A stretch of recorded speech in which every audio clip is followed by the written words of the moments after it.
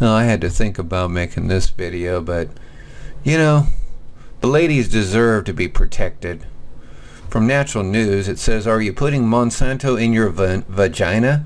85% of tampons and feminine hygiene products contaminated with cancer-causing glyphosate herbicide. In the late 1970s and early 1980s, over 50 American women were killed by their tampons. Although the FDA and the feminine hygiene industry have gone to tremendous lengths to try to memory hold this true history and label it just a rumor, tampons made from certain unnatural fibers were found to harbor deadly bacteria and release a sufficient quantity of chemicals to kill or injure over 1,000 women.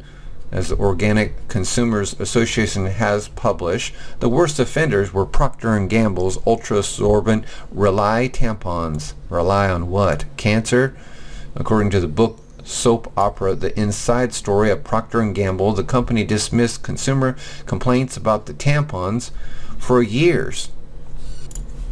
A 1975 company memo disclosed that Rely tampons contained known cancer-causing agents and that the product altered the natural organisms found in the vagina.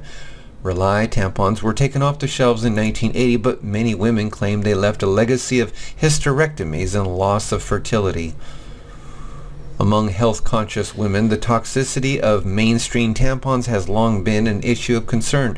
Just as I say heck no to cottonseed oil, it is for the same reason I say heck no to sticking toxic cotton up into my nethers, writes Megan Telpner.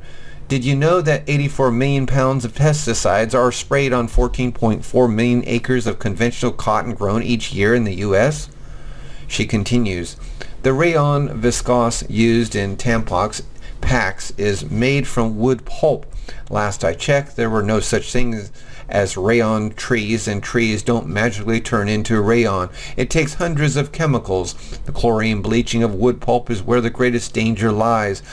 The process creates chlorinated hydrocarbons, a hazardous group of chemicals with byproducts that include dioxins, some of the most toxic substances known, parts per million by my cooch.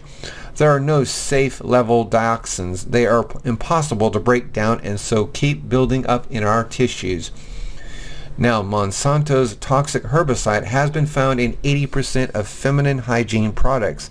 Fast forward to 2015. Now, glyphosate, the chemical found in Monsanto's Roundup herbicide used on genetically modified cotton crops, is being discovered in the vast majority of feminine hygiene products. They are added again. Could this have anything to do with the Georgia Guidestones to maintain humanity under 500 million by killing 92% of mankind in perpetual balance with nature? The New World Order agenda? Nah. No, I'm just hallucinating. It's a conspiracy. It's not true. The research team from National University of La Plata, headed by Damian Marino, revealed their research findings last weekend. Note carefully that such research would never be conducted in a U.S. university because they've been infiltrated and bought off by Monsanto, just like paid mercenaries in Syria and Iraq. Bought off. If the money is good enough, people will kill for money. Example, discredited Professor Kevin Folta at the University of Florida, who was caught receiving $25,000 from Monsanto after publicly lying that he had no financial ties to the herbicide company. Even though Folta had been exhaustively exposed as a liar and a violator of university ethics, the University of Florida sees nothing wrong with such deceptions. Click here to read the secret letter where Monsanto agrees to pay him $25,000. A team of Argentine scientists found traces of glyphosate in 85% of personal care and feminine hygiene products containing cotton and commonly purchased in drugstores and supermarkets, writes Revolution News.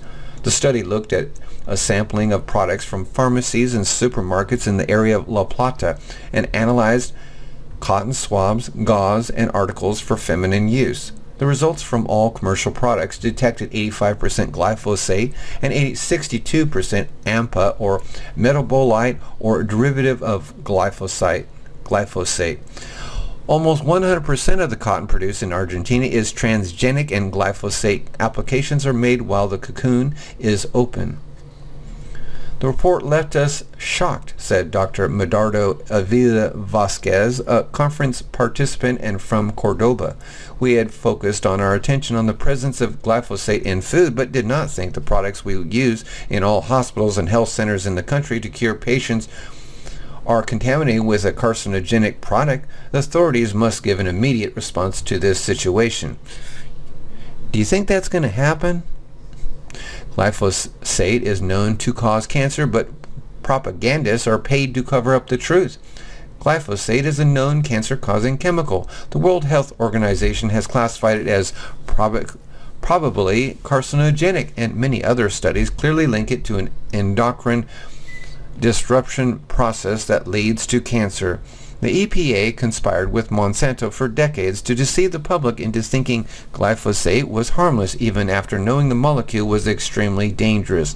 Forbes.com named America most evil news publisher by evil.news has been instrumental in publishing Monsanto's propaganda via the corporation's paid professional propagandists such as Henry Miller and John Entine. Both have been exposed as GMO mercenaries who betray humanity and advocate the chemical poisoning of the world in exchange for money. Glyphosate has been found to promote cancer at parts per trillion concentration, meaning that even low-level exposure from tampons might lead to deadly cancers in women. The GMO industry says women who are concerned about GMOs are anti-science and too stupid to understand technology.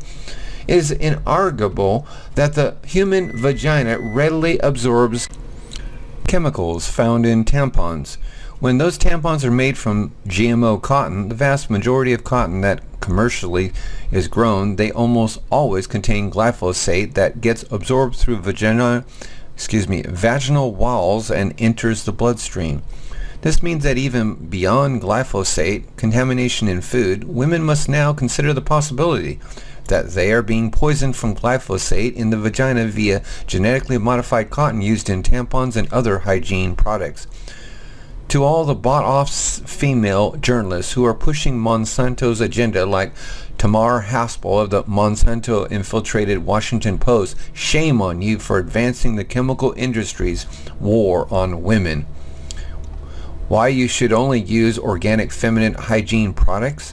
The only sure way to avoid GMOs in your vagina is to source certified organic feminine hygiene products made from organic cotton or other organic materials.